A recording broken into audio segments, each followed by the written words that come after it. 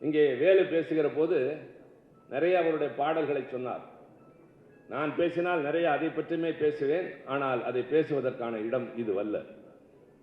எத்தனையோ ஒவ்வொரு பாடலையும் கேட்கிற போது அந்த பாடல்களில் இருக்கக்கூடிய உணர்வுகள், எத்தனை படங்கள், என்னென்ன பாடல்கள் என்று எடுத்துக்கொண்டால் அவர் அதற்காக ஒரு நிகழ்ச்சி ஏற்பாடு செய்தால் பேசலாம். அது ஒரு சுவையான அனுபவமாக இருக்கும். ஆனால் இன்றைக்கு நெகிழ்வோடு நிற்கிறோம். 100 ஆண்டு நிறைவு பெற்றிருக்கிற ஒரு தலைவன், 95 ஆண்டு காலத்தில் நம்மை விட்டு பிரிந்த தலைவன். நான் நாடாளுமன்றத்தில் அவருக்கு பாரத ரத்னா விருது தர வேண்டும் என்று பேசியது இப்போது காணொலியிலே போய்கொண்டிருக்கிறது. அவருடைய பல பரிமாணங்களை பற்றி நான் அதில் அடுக்கடுக்காக சொன்னபோது நம்புங்கள், ஒட்டுமொத்த நாடாளுமன்றமும் கரவொலி எழுப்பியது. அன்றைக்கு பாரதி இருந்தார், இளங்கோவனும் அவையில் இருந்தார். அது மட்டுமல்ல, நாடாளுமன்றத்திலே உறுப்பினராக இடம்பெறாத ஒருவரை, பிரதமராக இல்லாத ஒருவரை, குடியரசுத் தலைவராக இல்லாத ஒருவரை, ஒரு மாநில கட்சியின் தலைவர், ஒரு முதலமைச்சராக இருந்தவருக்காக 2 அவைகளும் ஒத்திவைக்கப்பட்ட வரலாறு கலைஞருக்கு மட்டும்தான். கட்சிகளை கடந்த ஒரு தலைவனாக, எந்த மேடையாக இருந்தாலும் எல்லோரையும் தாண்டி நிற்கிற வல்லமையாளனாக, கொஞ்சம் கூட தாழ்வு மனப்பான்மை என்பது இல்லாதவராக, எத்தனை பெரிய போர்க்களத்திலும் எத்தனை பெரிய வீரன் வந்தாலும், அது மேடையாக இருந்தாலும் சரி, போராட்ட களமாக இருந்தாலும் சரி, கலைஞர் தான் முன்னணியில் நிற்பார். கடைசி நாள் வரை போராளியாகவே வாழ்ந்து மறைந்த தலைவனும் கலைஞர் மட்டும்தான்.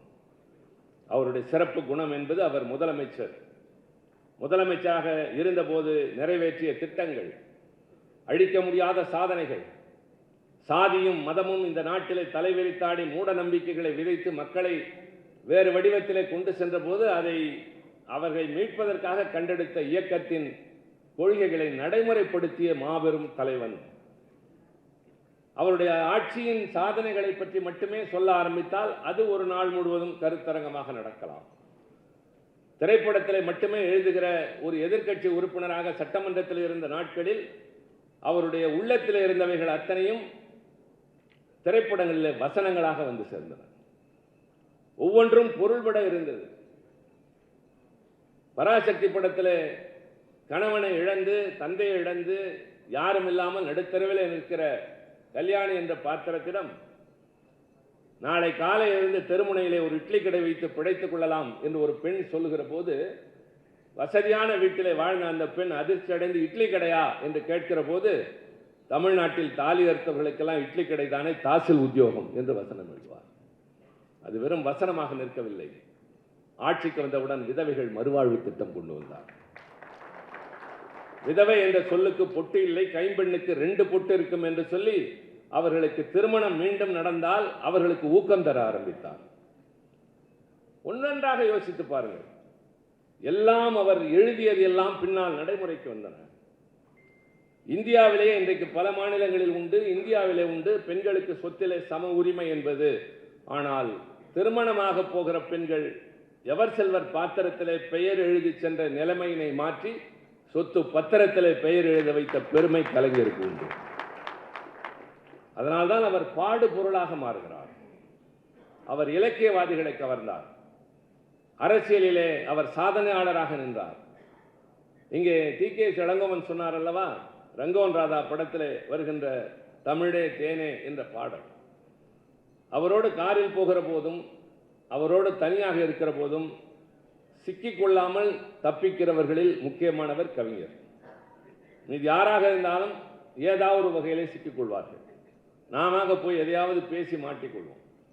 அது மாதிரி பராசக்தி படத்தில் வருகின்ற காக்கா பாட்டு நீங்கள் எழுதியதானே என்றால் இல்லை என்று சொல்வார். அது உடுமலை நாராயணகவி எழுதியது என்பார். நீங்கள் எழுதியது இது என்று கேட்டால் கொஞ்சம் மொழி கொஞ்சம் கொஞ்சம் அந்த பாடல் அது ஒன்று.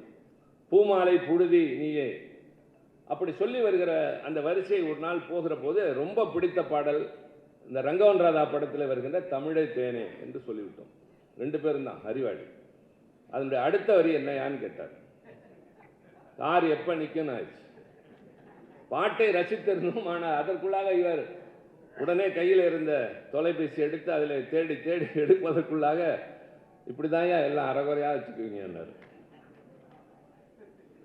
ஒரு முறை பேராவூரணிக்கு இளைஞரணி ஆரம்பித்த நாட்களில் 82, 83 இன்றைய கழகத் தலைவரும் நானும் சுற்றுப்பயணம் சென்றிருந்த போது அன்றைக்கு மிகப்பெரிய தலைவராக இருந்த முன்னாள் சட்டமன்ற உறுப்பினர் பேராவூரணி கிருஷ்ணமூர்த்தி எனக்கு ஒரு ஆசை என்றேன்.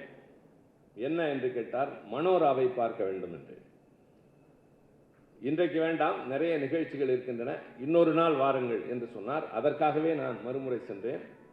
காரணம், புதையல் படத்தில் அந்த மனோரா அடிக்கடி வரும். அதில் சிவாஜி கணேசன் அவர்களும் நடிகை பத்மினியும் பாடுகின்ற பாடல்கள் முக்கியமாக அதில் வரும். அதனாலே கலைஞர் எழுதிய படம் புதையல், அதை போய் பார்க்க வேண்டும் என்ற ஆசை. அடுத்த முறை சென்றேன். ஒரு கூட்டம் நடந்தது. எங்களை பொறுத்தவரை பெரும்பாலும் எந்த ஊருக்கு சென்றாலும் பொழுதுபோக்குக்காகவோ ஓய்வுக்காகவோ செல்வதில்லை. உடன் ஏதாவது ஒரு வேலை இருக்கும். அகில இந்திய அளவிலே சுற்றுப்பயணம் என்றாலும் நாடாளுமன்ற அலுவலாக இருக்கும். தமிழ்நாட்டுக்குள்ளே சுற்றி வருகிறோம் என்றால் ஏதாவது ஒரு கூட்டம் இருக்கும், இல்லாவிட்டால் எங்கும் போவதில்லை. கூட்டம் முடிந்து பின்னர் அவரோடு பேசிக் கொண்டிருந்த போது அவர் சொன்னார், இங்குதான் தங்கியிருந்தார், இங்கிருந்து மாட்டு வண்டியிலே பல இடங்களுக்கு அழைத்து செல்வோம், பின்னர் படகிலே கூட அழைத்து சென்றிருக்கிறோம் என்று சொல்லி மனோராவை எல்லாம் காட்டினார். பார்த்தேன். பரவசத்தோடு வந்து தலைவரிடம் சொன்னேன், அண்ணே மனோராவை பார்த்தேன், ரொம்ப மகிழ்ச்சியாக இருந்தது, ரொம்ப நாள் ஆசை என்றேன். மனோரா எதற்கு கட்டியது தெரியுமா என்று கேட்டார். தெரியாது என்றேன். பின்னர் எதற்காக அங்கே சென்றாய் என்று கேட்டார். இல்லை, எனக்கு அந்த படத்திலே பார்த்தது, நீங்கள் வசனம் எழுதிய என் மனதிலே பதிந்தது, அதற்காக சென்றேன். இன்னொரு முறை போய் பார்த்துவிட்டு வந்து சொல் என்றார். இதற்காகவே நான் மறுபடி பேராவூரணிக்கு சென்று மனோராவை பார்த்த பொழுது, நெப்போலியனை தோற்கடித்ததற்காக ஆங்கிலேய அரசை பாராட்டுவதற்காக சரபோஜி மன்னர் கட்டியது அது என்று ஒரு கல்வெட்டு இருக்கிறது. மறுபடி வந்து சொன்னபோது சொன்னார், ஒரு இடத்திற்கு போனால் சுற்றுலா பயணியாக போகக்கூடாதியா, அந்த இடம் எதற்காக என்ன சிறப்போடு இருக்குது என்று தெரிந்து கொண்டு வர வேண்டும். இது மாதிரி ஒவ்வொன்றாக அந்த பாடல்கள் எல்லாம் பேசுகிற போது, நான் தனியாக சில நேரங்களில் நாங்கள் எல்லாம் இருக்கிற போது என்னை உட்கார வைத்து காகித ஓடம் கடலை மீது நீ பாடியான்னு சொல்லி கேட்டுட்டார். அது பாடினா அழுகதான் வரும். கவிஞர் ஒன்று அழகா அதை சொல்லியிருக்காரு, பெரியாருடைய சுடுமொழி எல்லோருக்கும் ஏற்காது என்ற காரணத்தால் கலைஞருடைய கலைமொழி பெரியாரை எடுத்து அண்ணாவில் குழைத்து கலைஞர் தேன் தடவி கொடுத்தார் என்று சொல்லியிருக்கிறார். ரொம்ப அற்புதமான வடிவம் அது. நான் அந்த ஒன்றை மட்டும் சொல்கிறேன். அதாவது ஒன்று கருத்தை சொல்லுகிற போதே ஒவ்வொருவருக்கும் ஒரு அணுகுமுறை உண்டு, ஒவ்வொருவருக்கும் ஒரு பாணி உண்டு. அதிலே தான் அவர்கள் வெற்றி பெறுவார்கள். பல நேரங்களில் நான் சொல்லியிருக்கின்றேன், இந்த நாட்டிலே உலகத்திலே சமுதாயத்திலே பேதம் இருக்கக்கூடாது, சாதி மதம் கூடாது, ஏற்றத்தாழ்வுகள் என்பது மனிதனை உயர்த்தியும் தாழ்த்தியும் கேவலப்படுத்துகிறது என்று சொன்ன முதல் தலைவன் பெரியார் மட்டும் இல்லை. முதலாக 2500 ஆண்டுகளுக்கு முன்னால் புத்தர் சொல்லியிருக்கிறார். அதற்கு பின்னால் வள்ளலார் சொல்லியிருக்கிறார். ஆனால் புத்தரும் வள்ளலாரும் தோற்று போனார்கள், பெரியார் மட்டும் வெற்றி பெற்றார். என்ன காரணம் என்றால், புத்தருக்கும் வள்ளலாருக்கும் பெரியாருக்கு கிடைத்ததை போல அண்ணாவை போல் ஒரு தளபதி கிடைக்காத காரணத்தால். அந்த அண்ணா எதிர்பாராமல் குறுகிய காலத்தில் மறைந்தாலும் இன்னமும் வாழ்கிறார். ஏன் தெரியுமா? கலைஞர் என்ற தலைவனா. சாக்ரட்டிஸ் நிலைத்து நிற்பதற்கு அவன் தத்துவங்கள் மட்டுமில்லை, அவனுடைய மாணவன் பிளாட்டோ தான் காரணம். பிளாட்டோ இல்லை என்றால் சாக்ரட்டிஸ் இல்லை. நல்ல மாணவன் என்பவன் தன்னுடைய குருவுக்கு ஒரு மிகப்பெரிய மரியாதையை ஆசிரியருக்கு தேடித் தருவதைப் போல சாக்ரட்டிஸுக்கு பிளாட்டோ என்று சொன்னேன், பெரியாருக்கு அண்ணா என்று சொன்னேன், அண்ணாவுக்கு கலைஞர் என்று சொன்னேன். கலைஞருக்கு பல பேர் அதுபோல இருக்கலாம், ஆனால் இலக்கிய உலகில் கவி பேரரசு தான் இருக்கிறார் என்பதன் அடையாளம் தான் இந்த நூல் தொகுப்பு. இவர் மீது அவர் கொண்டிருந்த அன்பு, இவருக்கு அவர் மீது இருந்த பக்தி, நாள்தோறும் காலை தவறாமல் அவர் தொலைபேசியிலே பேசுகிறவராக இருந்து, அவர் மறைந்ததற்கு பின்னால் ஒரு மனிதனிடம் பழகுவது என்பது ஆதாயத்திற்காக, ஒருவனை எழுந்து வணங்குவது என்பது அவரால் ஏதாவது கிடைக்கும் என்பதற்காக. அதை செய்கின்ற இடத்துல இல்லாதவளாக இருந்தால் அவனால் பாதகம் வராது என்று தெரிந்தால் யாரும் மதிப்பதில்லை. ஒன்று பயப்பட வேண்டும் அல்லது ஏதாவது கிடைக்க வேண்டும். அதற்காக மட்டுமே வணங்குகிற பின் செல்லுகின்ற இயல்பு உள்ள இந்த மண்ணில் இல்லாத ஒரு மனிதனுக்காக இவ்வளவு செய்கிறார் என்றால் அதுதான் அன்பு, அதுதான் பற்று. எதிர்பார்ப்புகளோடு செய்வதில்லை, இது உள்ளத்திலே உறங்கி கிடக்கின்ற உணர்வுகள். அவர் மீது கொண்டிருக்கின்ற அளவற்ற நேசம், அதனுடைய வெளிப்பாடுதான் தேடி தேடி சல்லடையாக புரட்சி கவிஞர் பாவேந்தர் பாரதிதாசன் தொடங்கி சித்தானந்த பாரதியாரிலிருந்து, நாமக்கல் கவிஞரிலிருந்து, டாக்டர் மூவாவிலே ஆரம்பித்து கண்ணதாசன், சுரதா, முடியரசன், குடியரசு என்று இன்றைக்கு இருக்கிற கவிஞர்கள் வரை.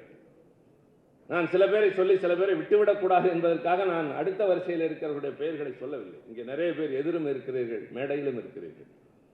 நான் தேடினேன், சில பேரை காணவில்லை என்று. பெருங்கவிக்கோவை காணவில்லை என்று பார்த்தேன், வாமு சேதுராமன் என்று இருந்தது.